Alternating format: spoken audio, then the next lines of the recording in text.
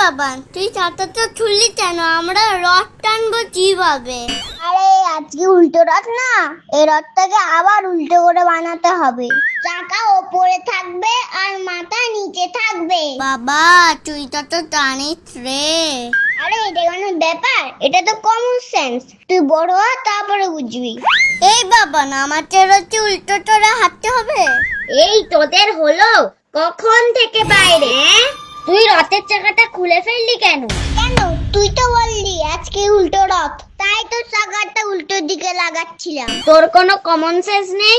চাকাটা মাথায় লাগালে আমরা রথ টানবো কিভাবে? তাহলে তুই কেন বললি আজকে উল্টো রথ? আরে বাবা, উল্টো রথের দিন জগন্নাথ ঠাকুর মাসির বাড়ি থেকে নিজের বাড়ি ফিরে আসে। তাহলে বললেই হয় ঠাকুরের বাড়ি যাওয়ার রথ। শুধু উল্টো রথ করে যাচ্ছিস। আরে তোরা চুপ কর তো। চল তাড়াতাড়ি চাটাটা লাচ্ছি, আমরা পেরিয়ে পড়ি।